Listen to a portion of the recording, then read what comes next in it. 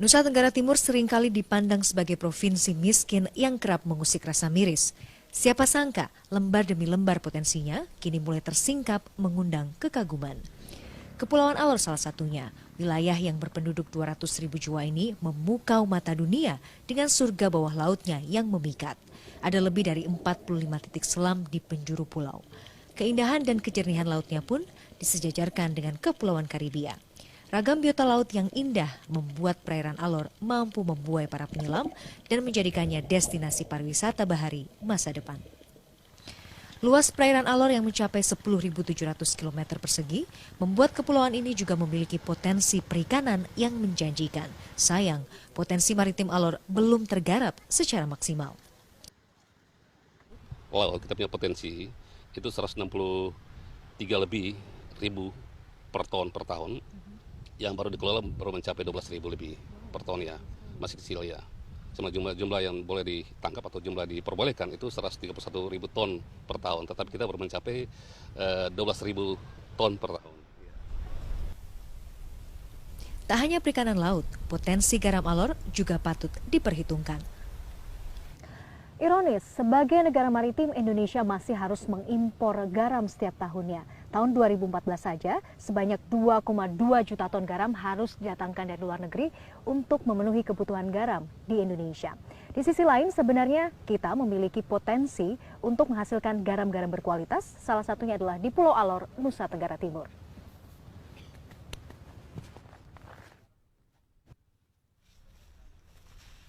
Dengan sistem geomembran serta bahan baku yang baik, Alor mampu menghasilkan kristal garam yang berkualitas. Garam yang bersih itu tadi, salah satunya memang karena faktor air. Air lautnya Air memang lautnya masih original. Asli. Masih bersih gitu ya. Laut Alor juga masih bersih, bebas pencemaran. Ya, seperti itu. Kemudian juga tadi proses pengolahan airnya sangat penting juga. Sangat penting. Jadi dijaga betul ya Bang ya. Dijaga. Berapa hari di masing-masing pola. Tambak juga harus dijaga. Penyinaran matahari sangat penting. Jadi untuk membuka lahan untuk tambak garam itu yang menjadi faktor penilaiannya itu tentang penyinaran. Faktor penyinaran sangat berpengaruh. Ketika saat terbit sampai terbenamnya matahari itu harus tetap menyinari tambak tersebut. Upaya pengembangan komoditas garam Alor terus dilakukan. Sayang, potensi ini belum dibidik pemerintah pusat. Baru ada 30 hektar saja lahan tambak garam produktif di Alor. Padahal, potensi tambak garam di kepulauan ini mencapai ratusan hektar. Jika dikelola dengan baik, bukan tidak mungkin, Alor pun bisa menjadi sentra garam tanah air. Alor ini bisa dikembangkan tidak saja 100 hektar yang kami sudah usul, tetapi bisa sampai 500 hektar.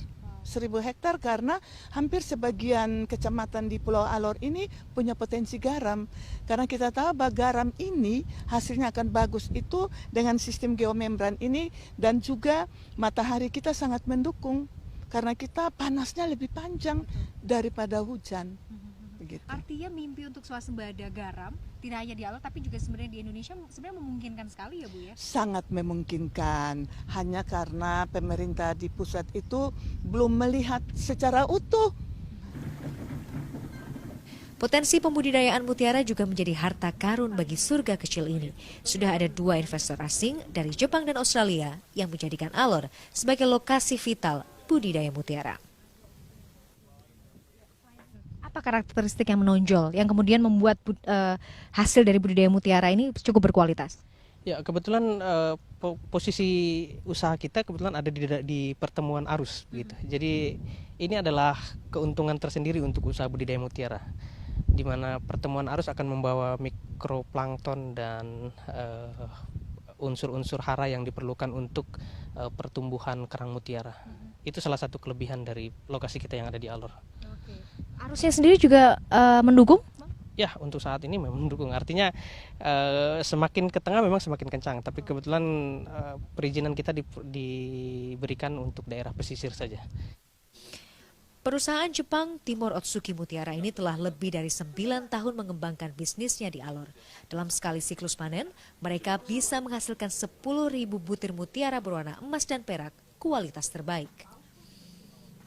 Sementara di pesisir pantai itu ada 3 titik lokasi yang kami incar untuk bertahap secara berangsur akan kami turun di 3 titik lain itu untuk pengembangan kegiatan yang sama seperti ini. Untuk pembudayaan mutiara. Perlahan kita tersadar betapa Alor menjadi berkah kemurahan Sang Pencipta. Kekayaan maritimnya begitu menggugah, menjadi harta tak ternilai bagi Nusantara. Tertuai harap kelak Alor menjadi tumpuan kemandirian ekonomi maritim tanah air. Ladia Rahma, Alor, Nusa Tenggara Timur.